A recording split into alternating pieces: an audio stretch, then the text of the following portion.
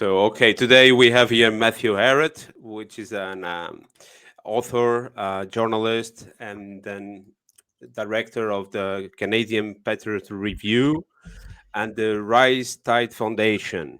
He is also collaborator with Washington Times, Strategic Culture, Zero Edge, The Duran, The Cradle, among others. And he has a very interesting work about many different topics around politics, geopolitics, and especially now he is doing a series of short movies about conspiracy theories or conspiracy facts. Hi, Matthew. Good morning. It's morning there. He's in Canada, in Toronto. Good Yeah. morning, Matthew.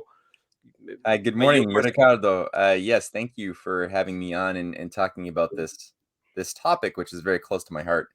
And indeed, also the new video series that is coming out is being done with my wife Cynthia Chung and a very talented filmmaker who I've been collaborating with now for a little while, named Jason Dahl, who runs a studio in Ottawa. And I had been looking for a long time, for years, to find somebody with the quality of talent that Jason Dahl has, in order to produce some actual higher end multimedia productions. And so I got demoralized. I couldn't find anybody who had both talent, skill, as well as knowledge of history and a sensitivity to conspiracies as they are in reality. And so when I met Jason, we began producing. We agreed to produce a series of videos, big and small, with the first one that you've already seen. So Yeah, I've seen the first chapter, the one about domestic terrorism.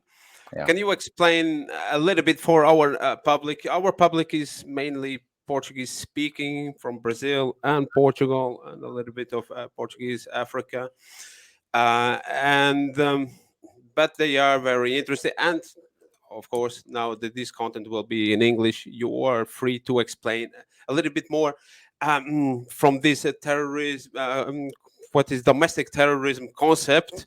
They brought up this year or late last year as this new administration in the United States came to into power. And what is the end? What is the goal of these guys to now name individuals as terrorists when we are talking about mainly opinions? Yeah. yeah. Well, I what you have right now is a setting of a stage for a show. The show, of course, is a being shaped by the breakdown of the entire transatlantic financial system. And it's not just the financial system, which is a bubble. It is a time bomb sitting upon unpayable debts, but it's not just that. It's the entire social fabric, which is going to, if we do not get some remedies, we're going to have the general social fabric breakdown in many ways. It's not just the supply chains. It's not just the defaults of the unpayable debts, which will result in a chain reaction deleveraging of the system. It's also mixed in with money printing for decades. Since 2008, we've had printing of trillions of dollars out of thin air to keep a bunch of banks in Europe and North America from collapsing. So we have all of these things that are going to break down unless nation states act in a moral, scientific way to protect the citizens of the transatlantic, which is possible, but right now it's not likely because unfortunately most of those governments, of Europe, of North America, of the rules-based international order, are captured. They're captured by forces that did not happen overnight. It happened over many decades since World War II.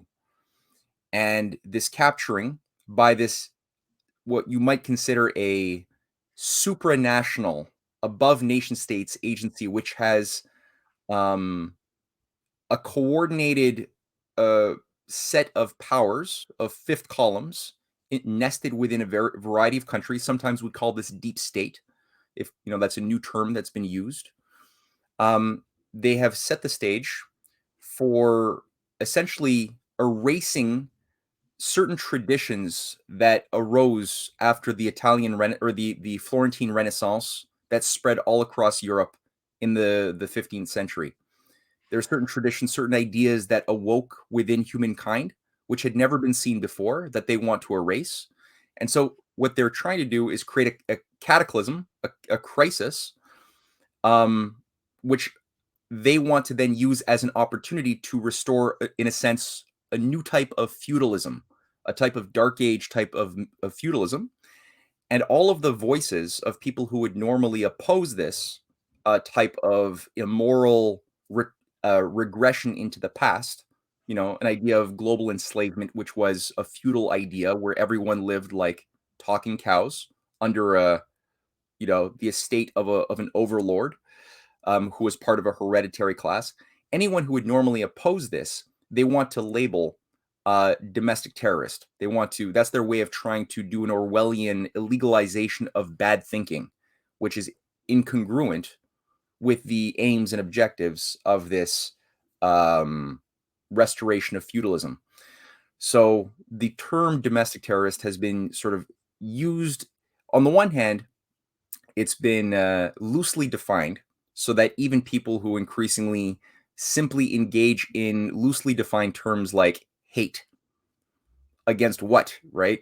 Is it just hate against other races, or is it also hate against classes? Is it hate against corporations? Like what is this hate thing that you're saying is a precursor, a symptom of domestic terrorists if you promote that?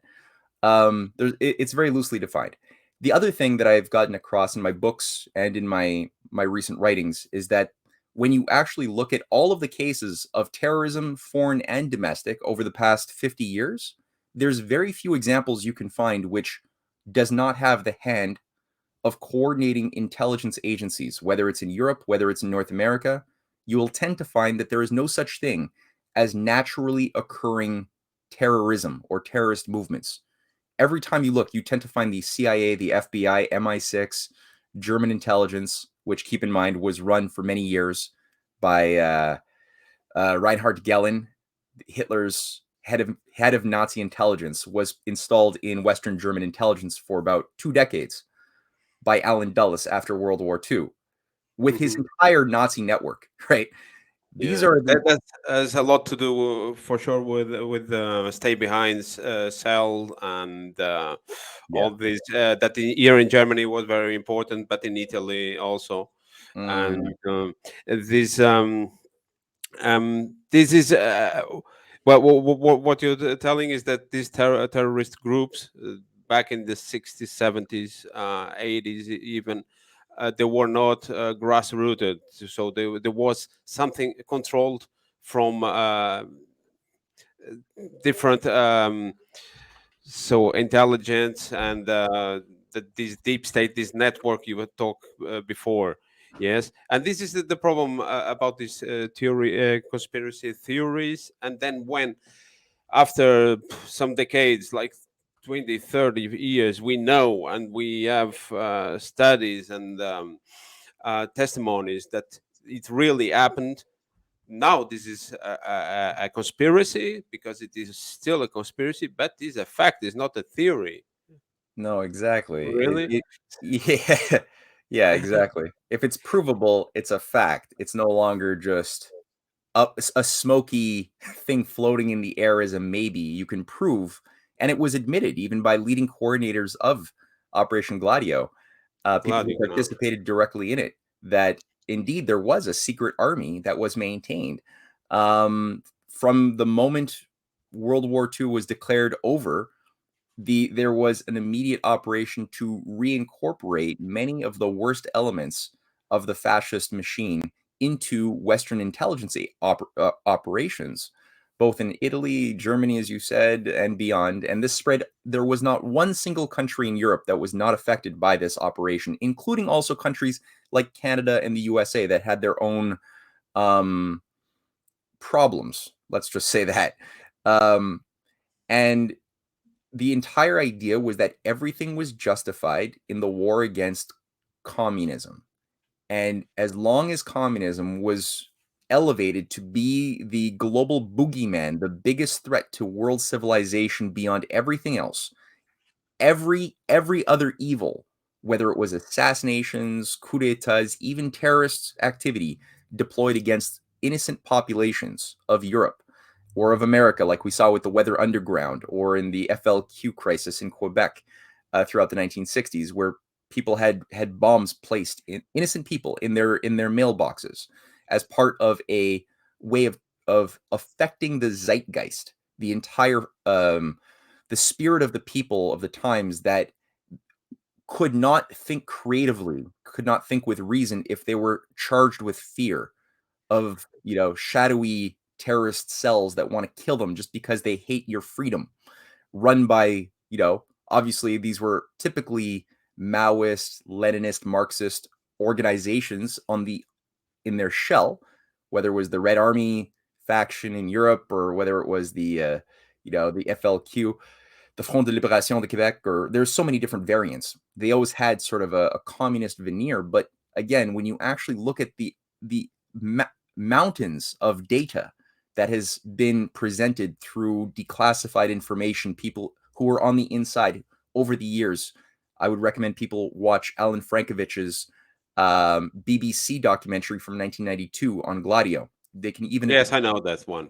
yeah, it's a It's a very good documentary. good, very good. Well done. Yeah. Yeah, if people have any doubts, I mean, there's a 2-hour documentary. You could still Yes. access it for now. It completely demonstrates scientifically why this happened, and ultimately why those forces. I mean, what's left untouched, but I think is important, is why is it that the forces that funded the growth of Nazism, the growth of corporate fascism in Italy in the 1920s, 30s, 40s, and I'm talking about the Wall Street, the City of London banks, the industrialists of J.P. Morgan's networks, Prescott Bush, the Bush family patriarch, the Rockefeller Standard Oil, which was providing petroleum supplies to the Nazi machine all the way up until 1945. There would have been no Operation Barbarossa had Standard Oil not have supplied the petroleum requirements that was used by the Nazis. So many, they were never punished. The intelligence agencies that people like Alan Dulles, John Foster Dulles, organized, they were always complicit and working very closely with Nazis in the 1930s and 40s even. And so why were they never punished in Nuremberg? They never went away. They still remain there. Yeah. Yeah, but I remember, but to have a starting point where to understand, because for our generation also, and the 70s, late 60s, early 70s, where the JFK and then the wars on the Middle East and the gold pattern to the dollar. That's where it starts, at least in the economic part of the things. And I remember translating one of your articles that I will put here down below for the people who want to read it in Portuguese. You talk about the coup d'etat against when the assassination of JFK. That's where you put, like, that was done from some reason from powerful people to start a new paradigm on the United States and the economy, the worldwide economy. Can you? And this is a conspiracy, and it is a fact. Can you explain for once and for everyone that understands that these things happen not by chance, but with intent? Yeah. Yeah, I mean, a lot of people tend to become a little obsessed about the details, the minutia of who did it, right? How many shooters were there? How located where? And obviously, even from the Zapruder film, it's very clear that, and this film was kept secret for several years. And it was only Jim Garrison, a district attorney of New Orleans in 1967, who forced this to go public. That demonstrated very clearly that the killing shot arose not from the back, but from the front, where you could clearly see JFK's head go backwards. and his wife went and tried to capture a piece of skull or whatever brain tissue on the back of the car. It's a very painful scene to watch. But again, most people don't know that this was kept secret. And the only version of the Zapruder film that anyone had access to had been rearranged for 5 years, from 1963 until 67, 68. The clips had been rearranged to play in reverse so that it appeared that his head would go forward. And hardly anyone had even seen that. So who was that? Just a mistake that had maintained itself for that period of time, or was there an effort to try to keep certain evidence secret? And there's obviously a lot more evidence than this. But I think the thing that's most important, which I try to do in my writings, is to look more at, well, what was JFK doing? What would whose power structures was he threatening, rather than getting caught in the name of this CIA contractor or this CIA contractor or this person that tied to the French OAS, which was actually part of the thing that was trying to kill de Gaulle too. Rather than which had operatives on the ground in Dallas, Texas, by the way, or the mafia, right? Rather than getting caught into all of that, look first and foremost at, well, what were JFK's policies? What was he trying to do? What did he do successfully? What was he attempting to do that he was not able to finish? And which power structures was he challenging? Who would have lost power in terms of the international? Just look at the role of the international Wall Street operatives or their London counterparts that were working very hard to have certain objectives maintained. So when JFK began to revive the Franklin Roosevelt policy of a 1960s updated version of the New Deal, which was what Franklin Roosevelt had done earlier in the 1930s as part of a multifaceted war on the power structures of Wall Street, which, I mean, I think everyone knows FDR broke up the banks, forced hundreds of bankers to go to jail. He sabotaged a London bankers conference to create a bankers dictatorship in 1933. He did many things, but on a positive side, what he did is he forced the behavior of the banks and of credit to serve for the building of large scale infrastructure, which was in the interests of each individual, but of the nation as a whole. And that was the New Deal, thousands and thousands of projects, big and small, that began a healing process after 4 years of self-induced depression, right, of the 1929. So this created a sort of template of what was possible, what was constitutionally possible for every president into the future.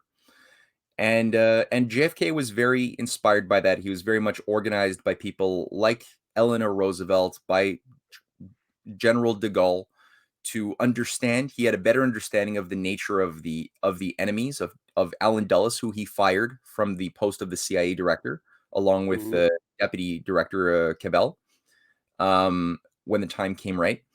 He understood the nature of the deep state that had set itself like a fifth column with serpents all around him. There was very few people he could trust. There were a few, his brother being one of them, but not very many. And he made it very clear in his speeches that he wanted to revive that better spirit of the Democratic Party that was last seen with Franklin Roosevelt. The Democratic Party was overall being taken over by this parasite, this London-directed fifth column that had operated specifically through the Council on Foreign Relations, which was sort of the set up in 1921 as the American branch of the British Roundtable movement, called the Royal Institute for International Affairs. People like Allen Dulles was a leader of this, so was Henry Kissinger. And this is the British hand inside of America as part of the inner takeover from within. And it coordinated many activities within the United States. So John Kennedy understood this quite well. He tried to do a variety of things, and he did, like I said, some very, very strongly. A mission of his program for breaking the Cold War by calling out his Russian counterparts and making a demand for a proposition for a joint U.S.-Russian space program that was supposed to be both the U.S. and Russian together landing on the moon within the decade, as he'd hoped. but doing this in a way that would create grounds for common trust. That was very important. That would have erased the Cold War, the entire mutually assured destruction formula. The looking over to Africa, South America, JFK had many contacts, and he worked with the business community as well to break the control of things like J.P. Morgan's steel interests, U.S. Steel, and instead go for a pro-industrial policy for both the development and industrialization of South America, but also of Africa. So the building of the Volta River Dam in Ghana was built through an initiative by John Kennedy, which to this very day has a plaque in honor of his name. The idea was to create full spectrum economies in all of the countries that were targeted for recolonization by the IMF, the World Bank.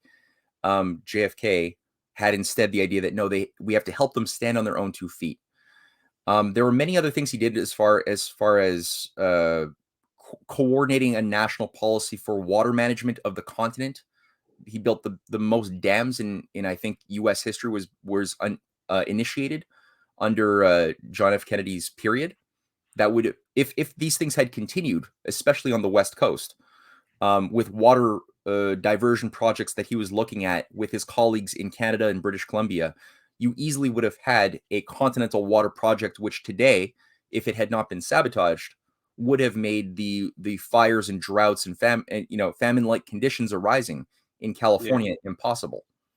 Things like NWAPA were coming out of this process, the North American Water and Power Line. So overall, what he was doing is he was unleashing a spirit of optimism and a spirit of no limits, that human beings do not have to suffer the fate of animals, which always have limits to their growth potential based upon their physical constraints of their environment and their genetics. That's animals. Human beings, when we operate according to natural law, John F. Kennedy understood and demonstrated that we don't have those same limits. We can leap beyond them by encouraging new discoveries and inventions that then translate back into new technologies and new resources that did not exist while we were ignorant of those resources. And so his investments into nuclear power, fusion energy, fusion propulsion for space exploration, which he saw as far beyond the moon, but rather something that would go to the ends of the solar system. And he says so in many of his speeches, as well as liberating the people of the colonized world and taking back national power from the private bankers. These were all things that he was doing. And some of them, like I said, succeeded more than the oligarchy believed that they should have. And when he was killed, you had a complete takeover, and the U.S. lost its soul for a long time. And that was the beginning of the coup that then lead to the neoliberalism in the 70s, 80s. And but who do you think really pulled the strings behind this? You two talked about the CFR, the round table from the Britons, and how who are they? I mean, this network is not only Democrats, it's not No. only Republicans, not only Americans, Europeans. It's a worldwide thing. I mean, Yeah.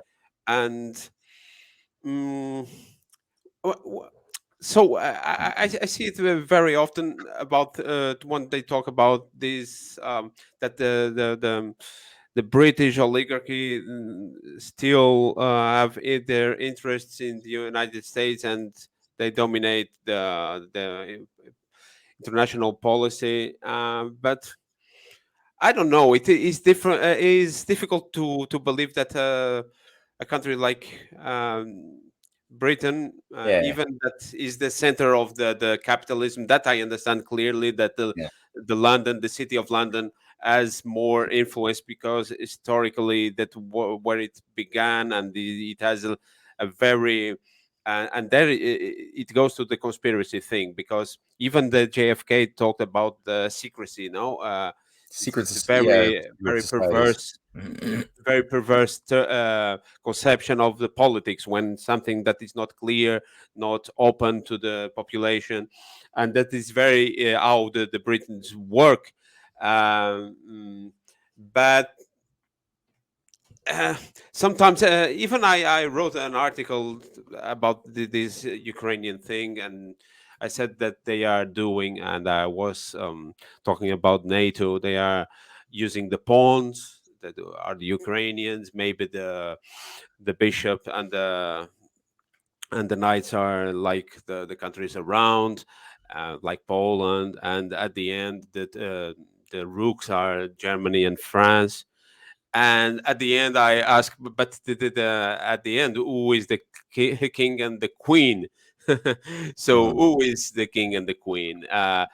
Talking Yeah, about geopolitics, normal yeah, yeah, between yeah, countries, yeah, nation states, yeah. United States and Great Britain. Who is the Who- one? What is the other? Because in chess, actually, the queen is more valuable. I mean, has more power, but the most valuable is Who's the king? Yeah, is the king. I mean, yeah, yeah, um, so this kind yeah. of thing. What is the role of the Britons?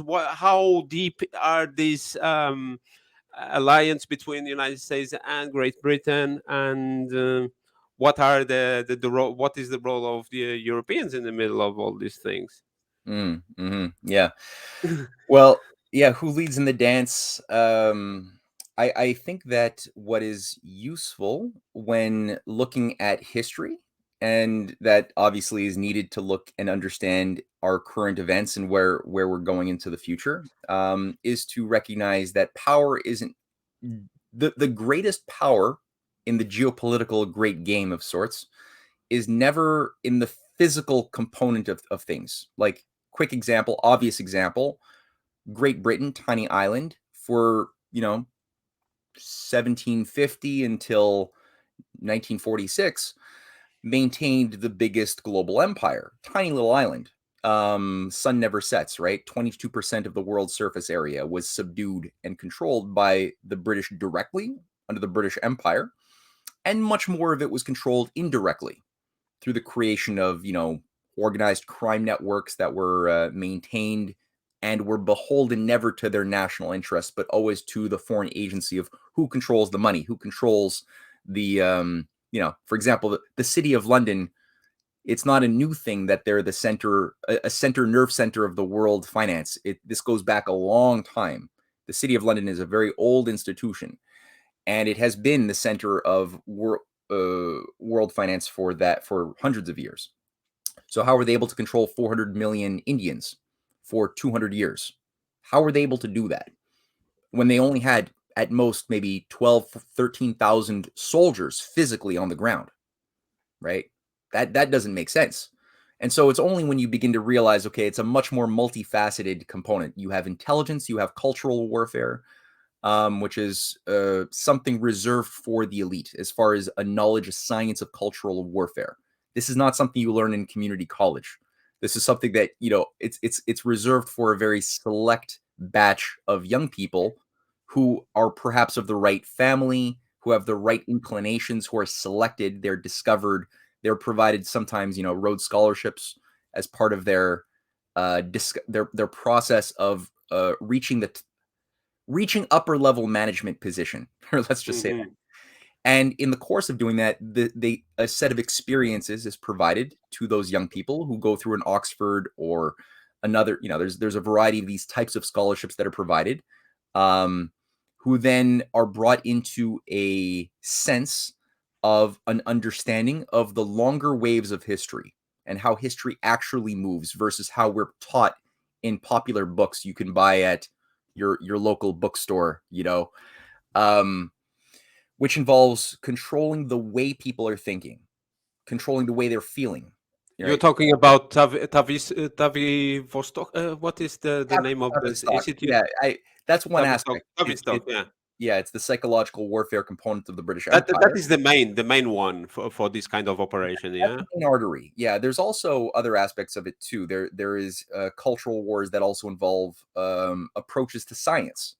What method will be permitted in the scientific world, what sorts of theories are going to receive money, financial support, publications in peer-reviewed journals, and which approaches to science are going to be crushed, choked of funding. There's things like that. There's also artistic aspects too. What sorts Yeah. of artistic traditions will be provided money, revenue? to grow, and which ones will be choked off, right? Why are we producing no more Beethovens or Mozarts or Schuberts today? Why is that? You know, I don't it, even know the names of the guys today. When I look at the mainstream music, it's so it's insulting, and even the style and the values they transmit to the youngsters. I mean, with there's a lot of now the propaganda of the drug normally that in my times would be forbidden. Now is very yeah, is normal and makes yeah, it yeah, yeah. it's scary. Well, that's the thing, right? It's kind of like this question of terrorism, foreign and domestic. Are these naturally occurring phenomenon, or are they artificially created to induce a certain effect in a target society you want to control through fear and through other things, confusion? And it's the same sort of thing with abstract art, atonalist music, scientific theories that are useless. You know, we discovered the God particle 10 years ago. What changed? Nothing. You know, after like decades of searching, we're like, oh, we found it. Here's the God particle. We poured billions of dollars into building bigger and bigger particle accelerators. And finally, they say, here it is. We discovered this thing because we smashed two particles up. They exploded in a certain way. We found a certain trajectory from some of the subparticles, and some of them matched the sort of calculations we expected we would receive by finding this God particle, which would somehow, we were told, explain the causes of coherence. Why is there mass? Why do things fit together? Because in the standard theory of quantum mechanics, which we are given as the sort of standard norm that everyone has to adopt to, you can't fit gravity into the equations of the four fundamental forces of electromagnetic strong and weak nuclear forces. Gravity cannot be made to fit, and so they can't explain why is there coherence in reality in space-time with. And so they were trying to smash things together to find this mystical thing that they said must exist called the God particle that just allows for the explanation of coherence. And then they say they did it, and again, like I said, nothing really changed. Is that a real scientific discovery if you make a discovery and then nothing changes? No, not at all. A scientific discovery comes with it a power of action, of having an ability to make better discoveries, but also live a better life, to translate those discoveries into new ways of having better technologies, of having more power to move to live a better life in the universe. That's part of the equation. It's not just the pure discovery, it's also the applied. They go together. And there's been a wall that's been installed in the mind culturally to Culturally. sever the idea of thought from action, from matter from spirit. And this has been done because, and again, when you read the writings of people like Max Planck, he opened up the door to the quantum world. Yeah. There's no differentiation. Great scientists don't think this way. They make discoveries because they don't see a dichotomy, an absolute dichotomy between the spirit side and the rational side. They see both as two sides of the same universe. Of course, but Yeah. and also that fits a lot with the Eastern philosophy. And for you, because as far as I know, you're married with a Chinese woman, Yes. and you were very into the Chinese culture and Eastern culture. And we would talk about this in a little bit later. But you were talking about this manipulation of the cognitive. The perception of the masses. And Yes. but we were talking about Who's controlling? David was talking the Britons.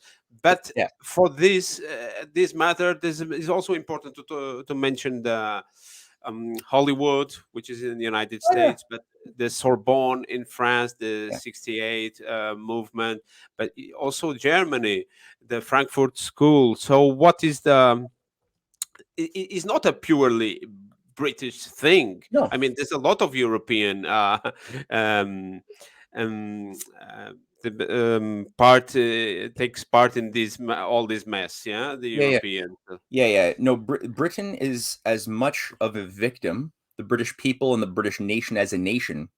And here I should say the English. Like the English people have been targeted just as much as the American people have been targeted. Um, the how do you say this? What we have is a continuous oligarchy. So over many generations, there is a continuous existence of a hereditary power which is not allied or rooted in any one particular nation state. It's something we could see, evidence of. It's obviously masquerading behind a variety of secret type of societies. So, I mean, some of this stuff, you're not going to get the type of hard smoking gun evidence we would like sometimes to see. Sometimes you get inferences. A JFK speech is an interesting one, calling out secret societies. But you have to sort of infer from a variety of evidence points. But these families, which maintain a hereditary social order, their idea, the thing that one of the ethical points that maintains their continuity is that you being born into the right family is itself the basis upon which you have the privileges that you enjoy to be the master over the many families who are born into poor families, who are born into slave situations because of an intrinsic inferiority inside of them caused by, whether it's the genetics or before the age of genetic theory, there was something in the blood, something just bad in their souls that made them destined to be enslaved. And that by itself is a disgusting, pathetic idea of social order, but it maintained itself for thousands of years. That was the dominant view of political philosophy Yes, for most and of human history. it is racist, and also it is has a lot of pagan behind it, Yes, it's and certainly. completely anti-Christian to Oh yeah, for yeah, the and fact, yeah. yeah. Like they'll sometimes the oligarchy will take the costume of Christianity to infiltrate and advance their objectives. But yeah, when you scratch the surface, you find, as we see today with this thing that's taken over the Vatican, something very pagan, which has no commitment to actual legitimate Christianity at whatsoever. And you find this in a variety. You find this in infiltrating Protestant networks, Catholic networks. It'll just infiltrate whatever it wants to, whatever it can, and it will use power. It will take over, kind of like a parasite takes over a host, and it will use physical power of its host. So it'll create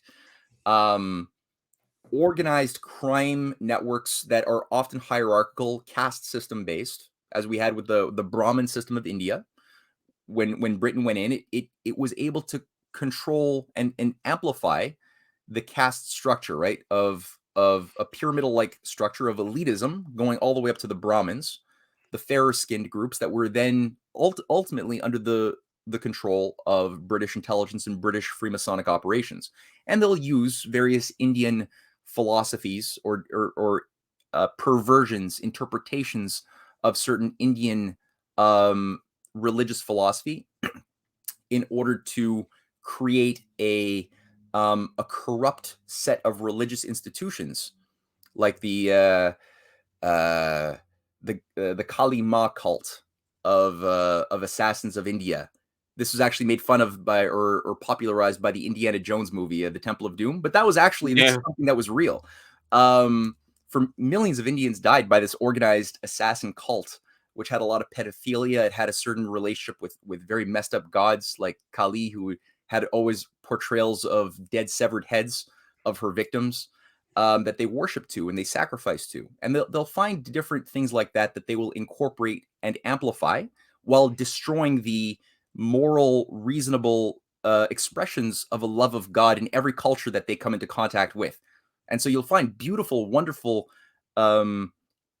ideas expressed in the Vedas of a loving God that made us in his image, that wants us to do good and be instruments for goodness. That will be destroyed by the British or by their cult because they create cults and cults within cults.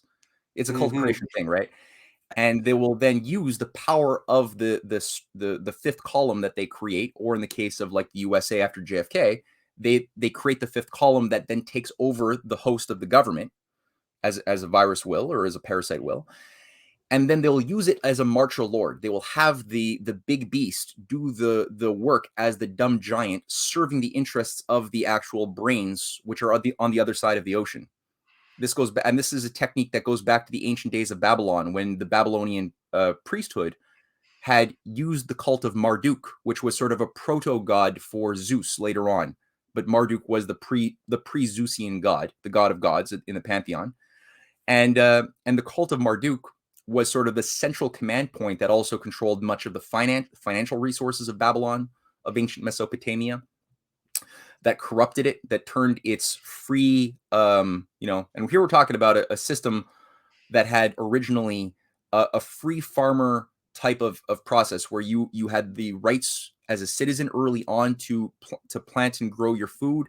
You had to just maintain your weapons so that if your nation had to defend itself, you were prepared to go to war. But increasingly, what you saw with Babylon was a corruption, where the free farmers became increasingly enslaved to an overlord class.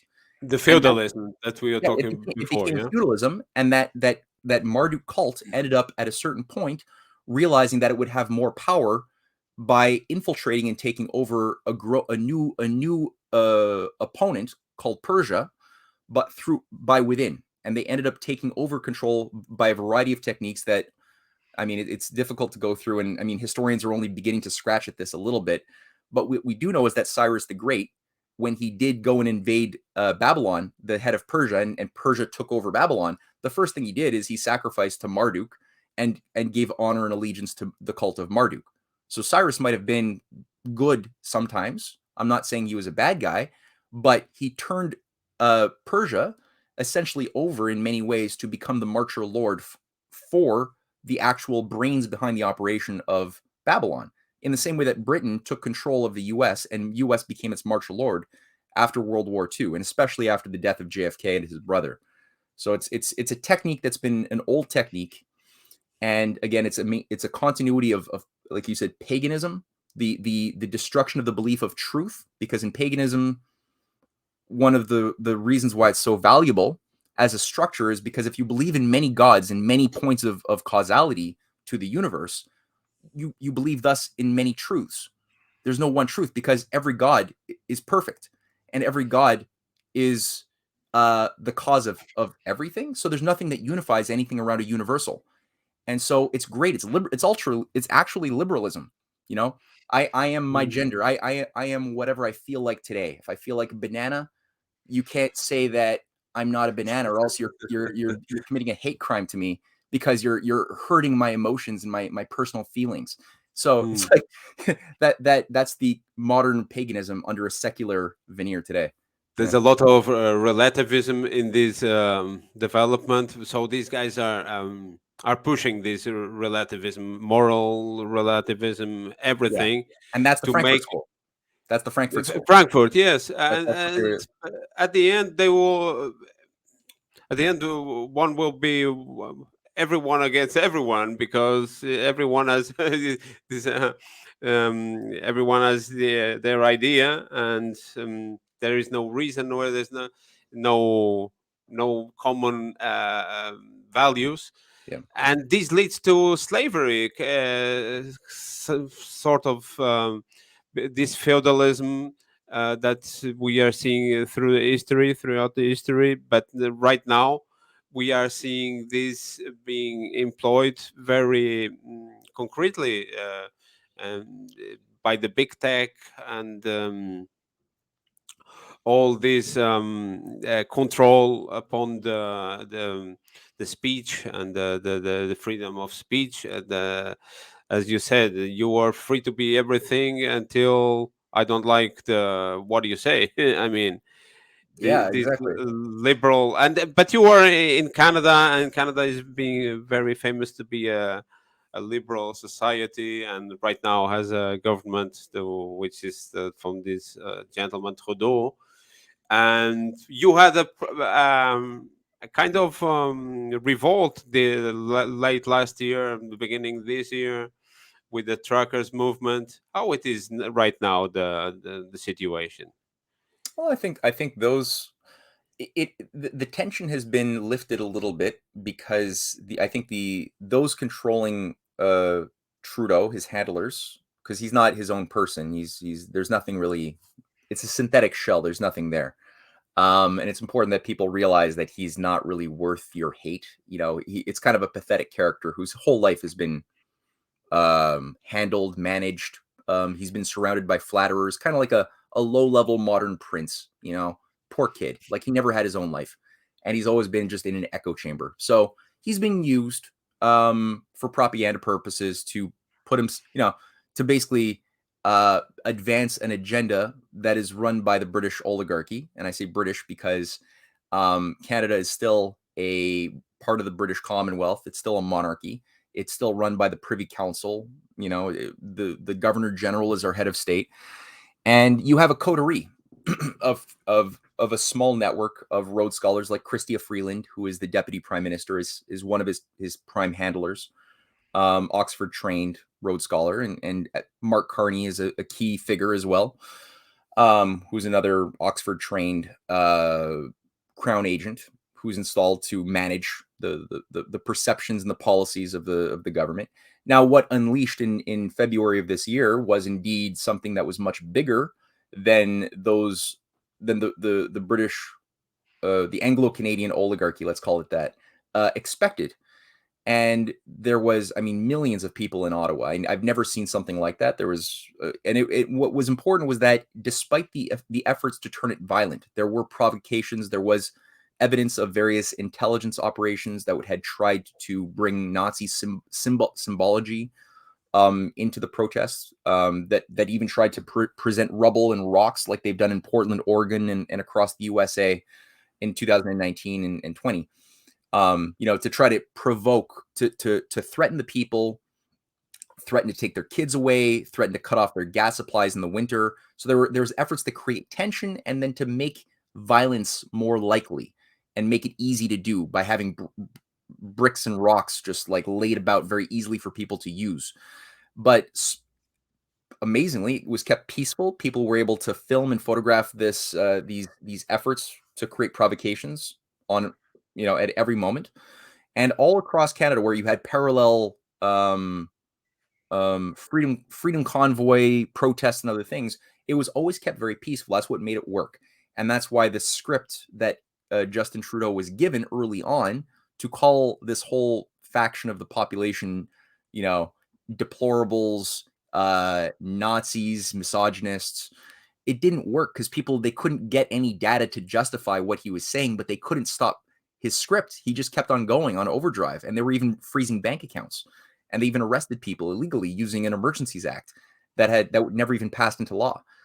So what you had was a recalibration. The oligarchy sort of had to admit that they lost that battle. They pulled back a little bit. The different provinces lifted their mandates, which were very draconian. As of this week, there has been a lifting of the mandate to prevent people who are unjabbed from flying, which is now permitted for the moment until the next thing is set up. But of course, the stage is being set for the next thing, right? You even have this week, it was announced by the government that we're no longer officially going to use the word fully vaxxed anymore. That's not going to be a word that's used. It will now be up to date. That will be the new norm, right? Because we will never be fully vaccinated, because you never know when they come with the next. Yeah. So I don't want to say anything that might get this. I know you want to put this on YouTube, so we have to be careful about the language we use. Yeah, wow.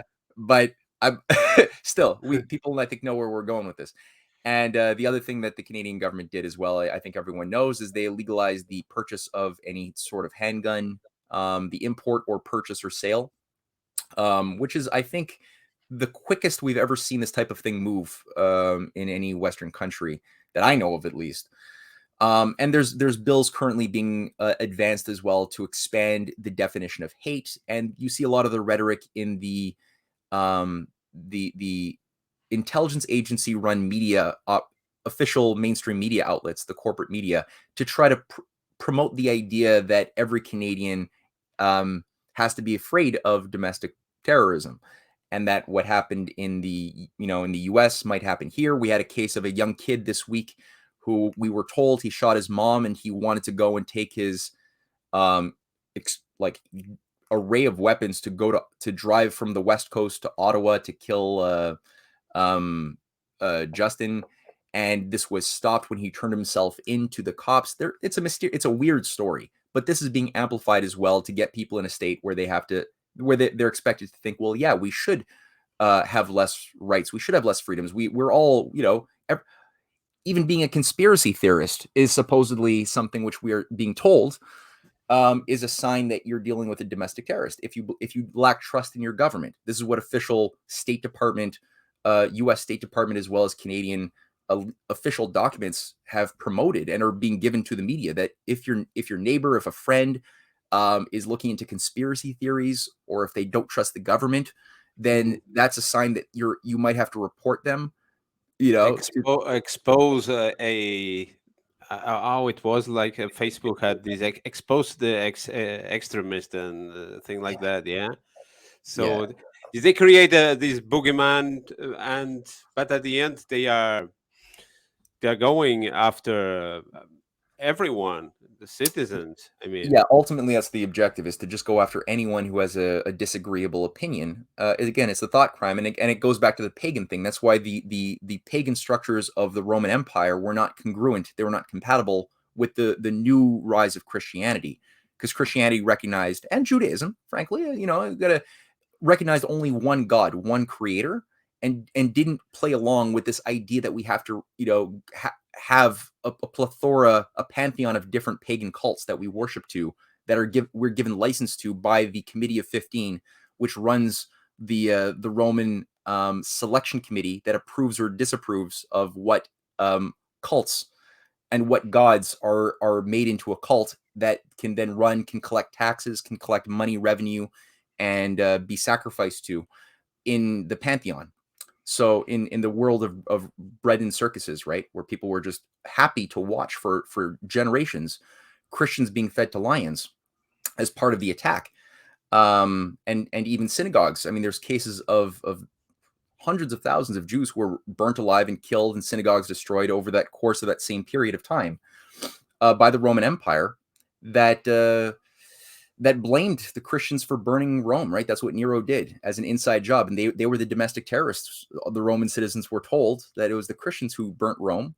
And that's why you have to justify throwing them into the hungry lions and watching them, getting slaughtered by gladiators in matches. And people got sick of it after a century. They finally couldn't take it anymore. And they were shamed enough, I think, even the pagans were shamed enough to realize that these Christians were having more dignity at the time of their death than they ever did in times of comfort, right? So this is what slowly allowed for Rome to crumble under its own immorality. And even though there were efforts to try to take over control of Christianity and imbue it with pagan ethics, people like St. Augustine were able to arise and who fought back against it, and were able to renew and a proper approach to like a true Christianity that was non-liberal. And this is what again arose with Dante Alighieri, what he tried to do and did do against the Black Wealth faction, during the 13th century as part of the war for the soul of Florence against the deep state of Florence.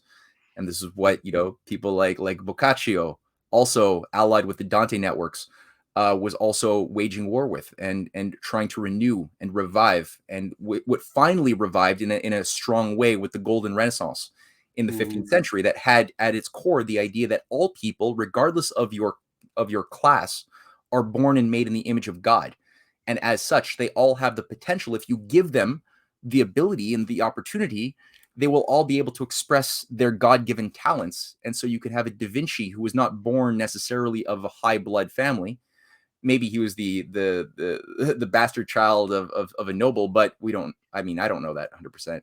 But point being is they were training orphans to read and write and learn ancient Greek and translate in Latin and translate the classics. So these kids who would otherwise be like animals in a feudal society, these kids became the leaders of the next generation that ran things like the Brotherhood of the Common Life, the order of the different monasteries that trained orphans, that did good works, that taught also science and taught.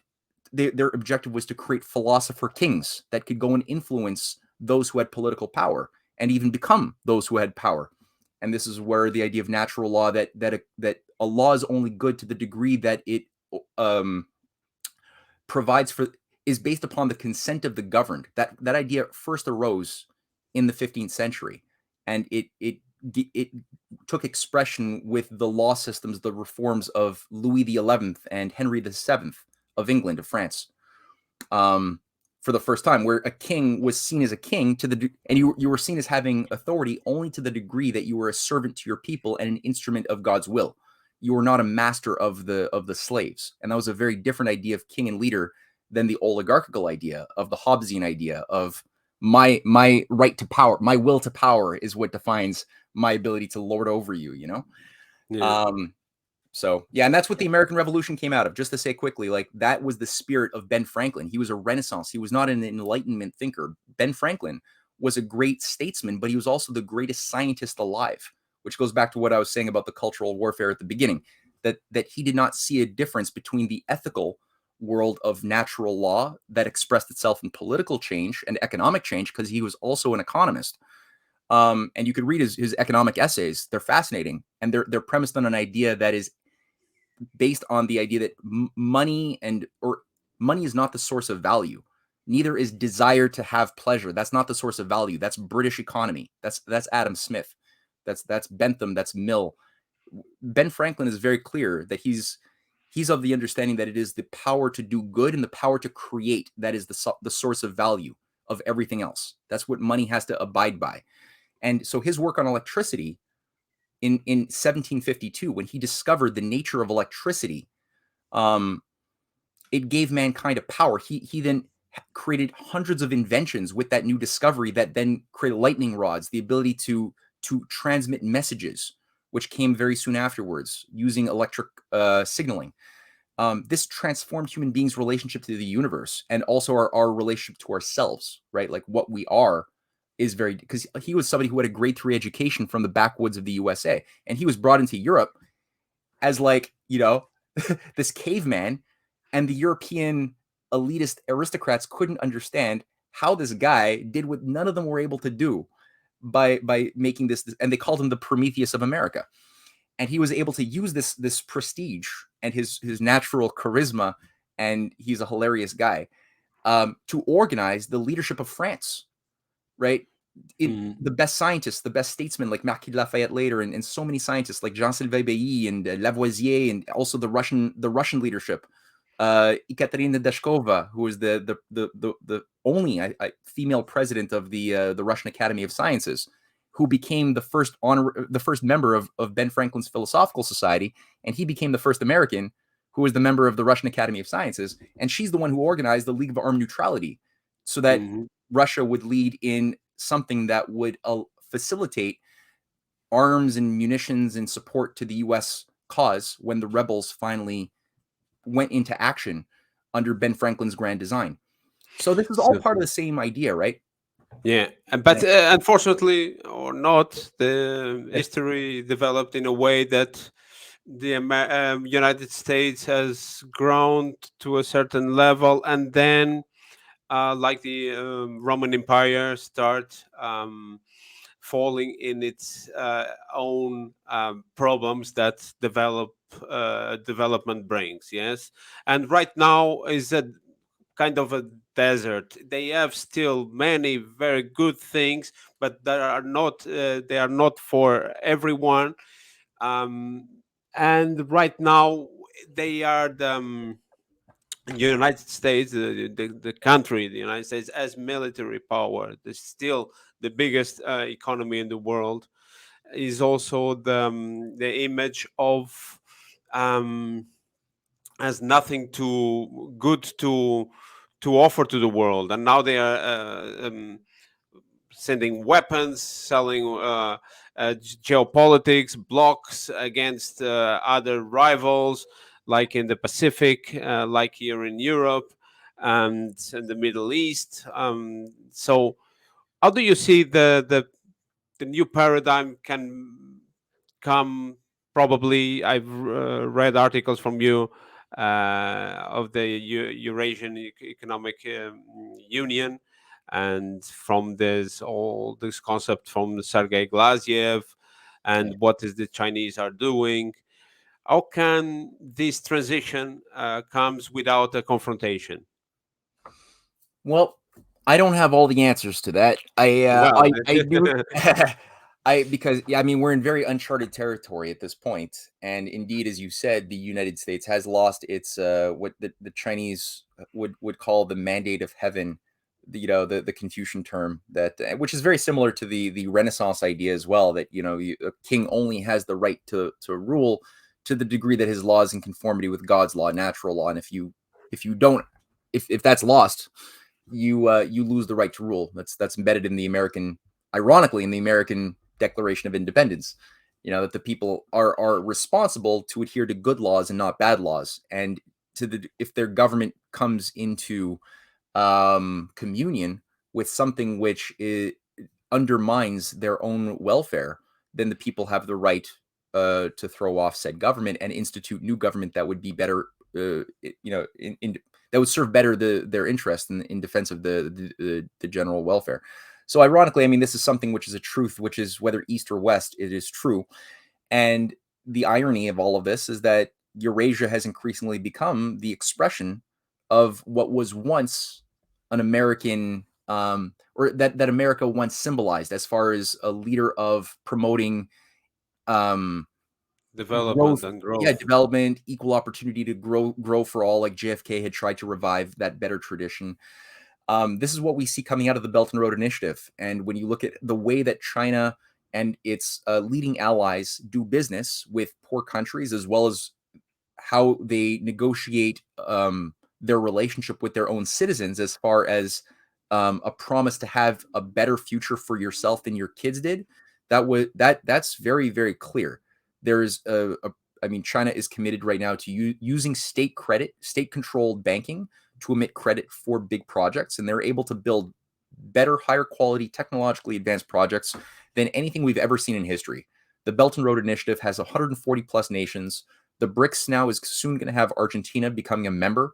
Maybe even Saudi Arabia might even be won over to that, because Saudi Arabia, as bad as they have been, Mhm. they're realizing that they have no role to play in the great reset age of post-petroleum, post-oil society, which is a society based upon a depopulation agenda, where we are expected to ideally willfully, I guess the oligarchy thinks, but if not willfully, then by force, reduce our quantity of bodies and from being 8 billion down to something more manageable, like 1, maybe 2 billion, using, things like the Green New Deal, the crappy quality of energy being promoted by the windmill, solar panel fixation, burning food for biofuel,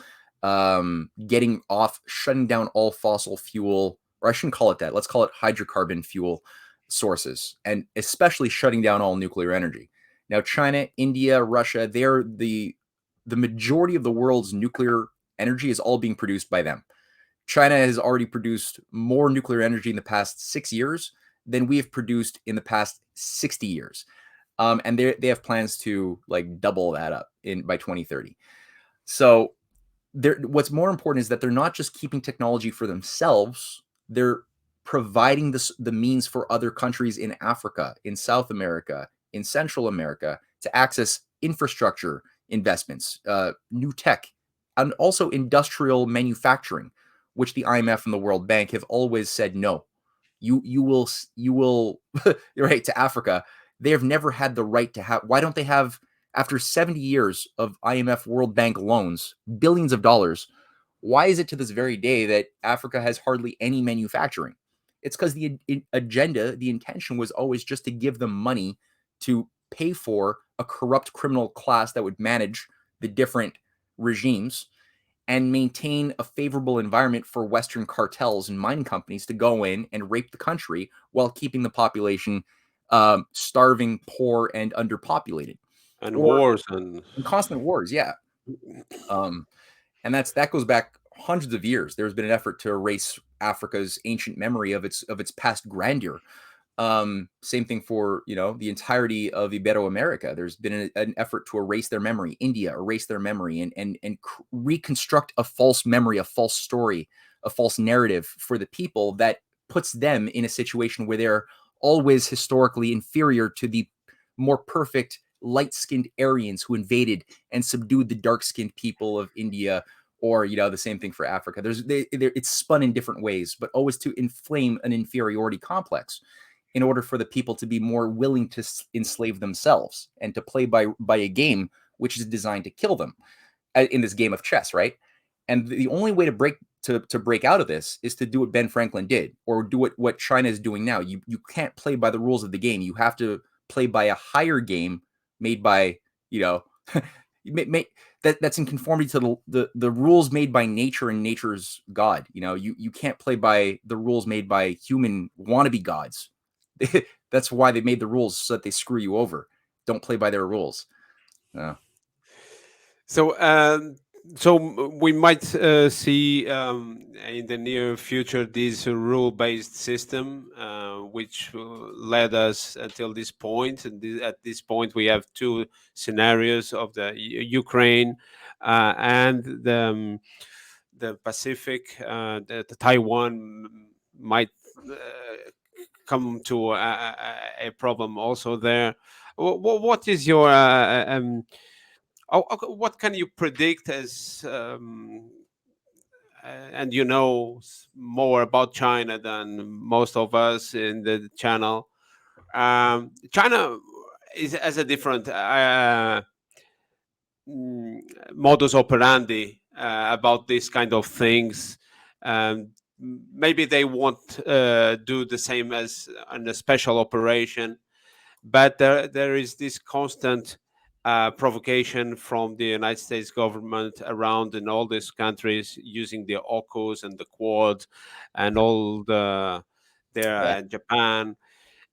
Probably it will be inevitable to have a confrontation also there because of Taiwan. Yeah. What is your idea about this? Like Ukraine, Taiwan is very similar in how it's being used by the Western oligarchy. Now, China did just they cleared the use the non-war use of their army with a directive that has been passed recently, clearing the way for the possibility the use legally the use of a special military operation. It's possible that they may need to do what Russia did for you in regards to Ukraine. Possibly. It's looking like currently the U.S.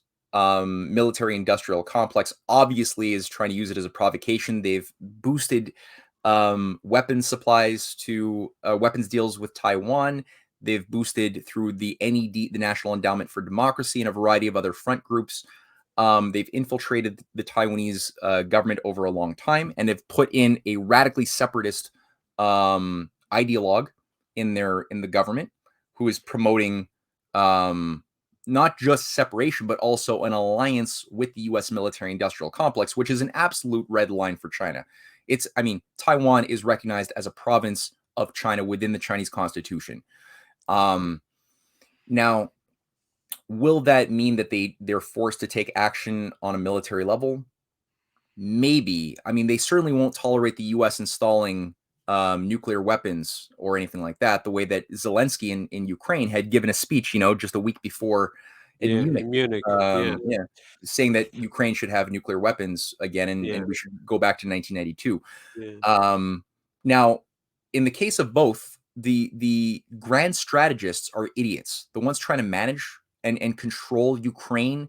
It's very clear right now that the perception managers who have tried to maintain this idea that Ukraine has won, has beaten back the aggressor Nazi like Putin, it's all bunk. Like, that's what most people might believe in the West who watch mainstream media, but the reality is Russia has completely turned the tables, and they're in a very dominant situation. The Kiev regime is in shambles.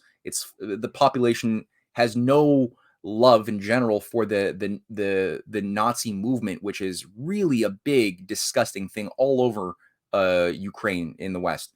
So it's only a matter of time before the regime completely falls apart at this point, which is, it's not a question of if, but I think when.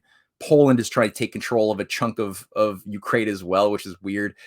But the idea of getting Ukraine into NATO at this stage of the game is not likely. They also wanted to expand, NATO into Georgia, Finland, and Sweden. Finland and Sweden both applied. Turkey seems to be holding their ground, saying that they're just not going to let it happen. That seems to be also not part of the calculus. And as far as the NATO of the Pacific, the Quad, like India has made it clear that they have situated their destiny with Eurasia. We've seen India become part of the G8, the other G8, right? Not the G7, as an integral partner with Russia. They have increasingly seen that they need to work with Eurasia on a variety of points, not just oil purchases, but also building big projects, which they desperately need. And their government, their Supreme Court, on an interesting point, even came out saying that it cannot be forced. There is no jabs for any reason that can be forced upon the bodily autonomy of the people of India. That's the first time I think I've seen a Supreme Court come out with such a firm stance, which runs contrary to the rules-based orderistas as far as how they want to reorganize all of society. So India, I don't think, is going to be a very overall reliable partner in this Quad. South Korea has been a colony of the military-industrial complex of the U.S. since the 1950s. The U.S. never really left after the Korean War, so they still have 26,000 U.S. Troops stationed there. They have biolabs as well called Centaur and Jupiter that were set up by Obama in 2010 that are very active in South Korea. But Japan is playing an important role for this project. Yeah. Japan is a bit more of a basket case. Their former, there's something like 50,000 U.S. troops stationed in Japan. That's a big deal. Japan is also a U.S. military colony, and they have been since we bombed since the end of the war. Yeah, like Germany with nuclear, or Hiroshima and Nagasaki with nuclear weapons. So there's been obviously a tendency to try to keep ideologues in power. Shinzo Abe was the previous head of their government, and he recently has been he's running a political party of Japan, Nippon Party, anyway, which actually is pro-fascist. They honor their fascist Nazi collaborator grandparents, and in their view of their party constitution, Japan is completely innocent of all wrongs in World War II. They were justified in everything, and that was a point of greatness in their mind. Despite the role of the 10 million, or the Japanese in killing 10 million Chinese and doing experiments with Hirohito on 500,000 or so POWs on biological warfare operations that were then absorbed by the U.S. military. And Hiroishi got a job in Fort Detrick, managing the new bioterror facilities of the entire Cold War. So Japan Shinzo Abe called for hosting nuclear weapons as well in Japan. He recently just championed the U.S. going in militarily to supporting Taiwan if the Chinese should go and take it over. Biden is a rambling idiot, but he still went off script and said, yeah, we fully will back up Taiwan in a fight against China if China makes a move to invade. It's a really, I think they're out of control. They're not.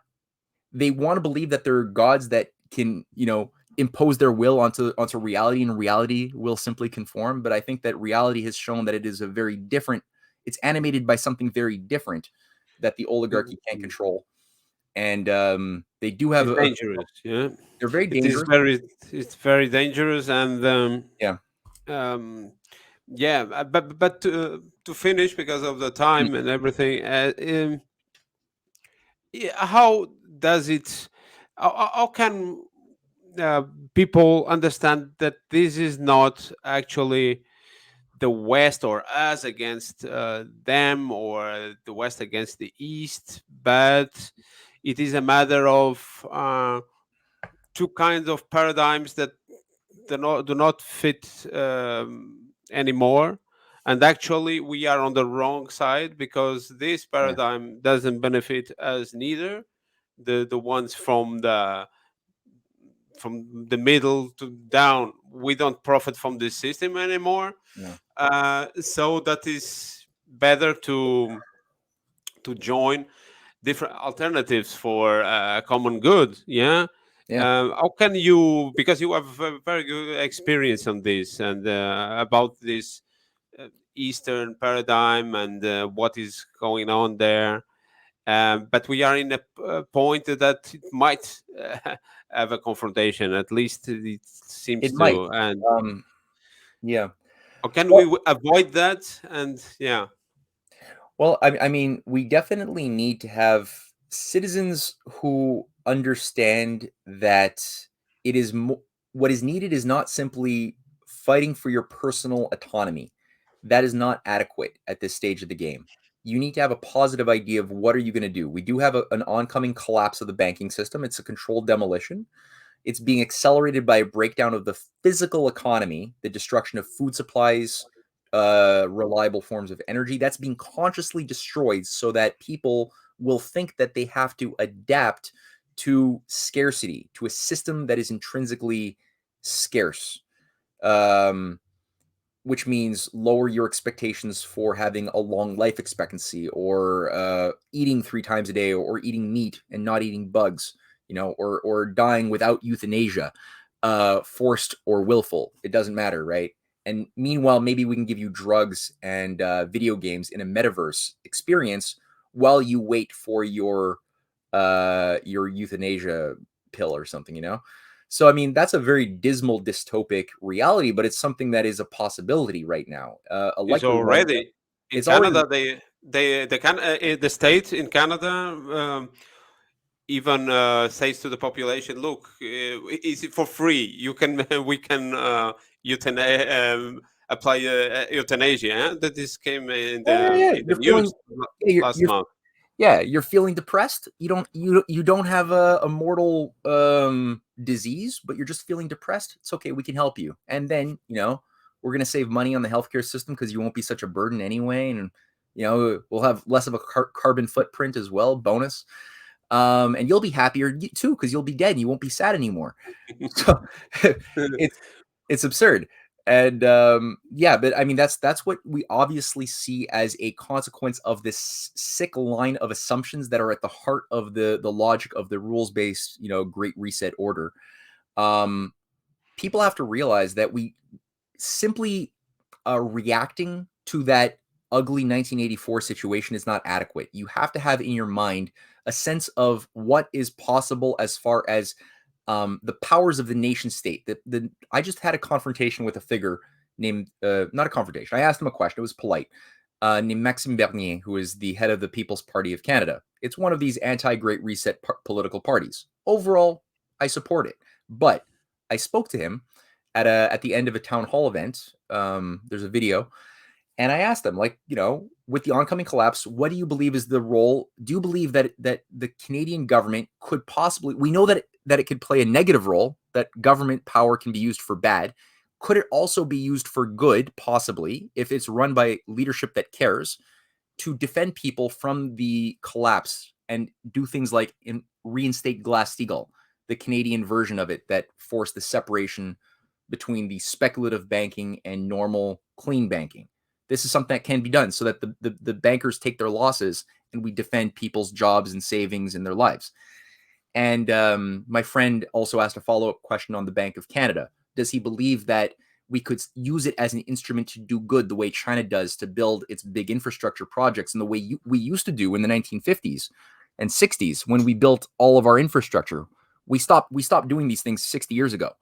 But does he see a role of the both positively and negatively? His answer was no. Essentially, the role of government is to do nothing when it comes to an economic crisis, is to just let the crisis happen. And he said it's going to be very painful. You should make your own food, try to buy real estate. And I mean, this is a rich guy talking, telling poor people, go buy real estate. Like, what? Sure, buy gold. Okay, fine. Try to like afford tomorrow's food for my kid. Like, yeah, thank you. Um, and he said, I believe that we will have an emergent new system if we all just believe with cryptos and blockchain and gold, and we'll just arise magically. And we just government should do nothing. And as far as Bank of Canada was concerned, absolutely not. It should just be laissez-faire everything. Now, this is ultimately, I think that these are good people, but ideologically they've been screwed up by their British economy that has promoted this idea that there is such a thing as invisible hands that mystically Invisible hand. magically organize the marketplace when you let the marketplace just be and destroy governments or get rid of government influence. Now, I mean, the reality is governments were created by us to defend ourselves Yeah, against the exactly. oligarchy. That's why we created governments that are sovereign. That's why the oligarchy wants to destroy sovereign governments, sovereign nation states, to create a one world government. So why not use this instrument that we have available to us to do battle with the oligarchy, which we can do and has been done so many times in our past in Europe and North America. And it is being done right now by Russia, by China, by India. They're using the power of the sovereign nation state to do things that defend people and their nation state and their culture from this evil satanic force. So, if you're going to be an activist, have that in your mind, whatever country you're in. And if you're running for office, if you're in a political party right now, if you have some form of political power, you have to recognize that there are things that have to be done if we're going to get through the storm. Glass-Steagall, doesn't matter what country you're in, you need to break up the banks fast and contain the demolition, which is going to happen. The question is, are we going to be in the building when the controlled demolition happens and it goes down? Or are we going to make sure that it's only the bankers? And then, we got 50, 60 years of self-induced decay. We've not maintained our infrastructure. We've shut down all of the investments we used to do in building big infrastructure projects. We stopped it all. So we need to revive that the way China does when they got 40,000 kilometers of high-speed rail. They built it up in 20 years. We got zero in Canada. The US has zero practically. Europe has a bit, but not very much. So we need to do these things. And so I see evidence that there are movements within the governments that are captured. I still see a better part of the Republican Party in the USA. There's bad Republicans who are the sort of Liz Cheney, Dick Cheney neocon variety. And A then lot. there's a lot of, but then there's also a lot of people who are actual nationalist patriots who originally broke the Hillary Clinton game, got the Trump card played, and there's still an active force that is viable. It's confused, it's misinformed, but it's the only thing inside of the USA, that movement, that has any viability to breaking the US out of its current trajectory, which is total destruction. It's a bad trajectory. There's like it would be a nuclear war if this thing follows through. If Russia and China do not willfully submit to a one world government out of intimidation and the threat of launching a nuclear war, that nuclear war, I believe, will be launched as a last ditch scenario. So I think that people have to just get more educated faster, get wiser faster, make better have more wisdom defining your actions, because a lot of people they go into action mode too soon and they don't take the time to study history, study what is your enemy? Is your enemy China and Russia? Most conservatives right now who don't like the Great Reset, they think Russia or China or both are their actual enemy. They don't understand how the British are actually still, and I mean the British oligarchy, right? The old nobility that is taking over so much of Europe as well. That's still at the center of the evil pus. They don't get that. So So I don't get that. yeah. And there's a poof. Well, there's a long. So maybe we will have another chances to talk about these issues. I'm sorry that I have these also diffused topics. I'll promise next time it will be more organized, so I can make very focused questions Hey, this is to good. very, also very concrete and yes, but was our first interview in English. Was Matthew Ehret, a very important author from Canada with prolific knowledge that we could stay here 2 or 3 hours, but would be very difficult for me to translate and to upload and everything that requires afterwards. Thank you, Matthew. And I don't know if there's anything else that you want to add. No, this was fun, and I'm honored that I could be your first inaugural English broadcast. That's great, and if people are listening and they read English, I just published with my wife. We co-authored a new trilogy of books called "The Clash of the Two Americas," Volume 1, 2, and 3. The newest one has a photograph of Ben Franklin and the Belt and Road Initiative, with Ben Franklin looking at you in a cheeky way. And it's called the Birth of a Eurasian Manifest Destiny. And so those are things that people can pick up on my website if they go to canadianpatriot.org or just go to Amazon or something. It's evil, but it makes it easy to sell books. They could do that. Yes, I will put the links here down below to people. Awesome. Okay, thank you, Matthew. All right, thank you, Ricardo. It's a pleasure. Cheers. Bye.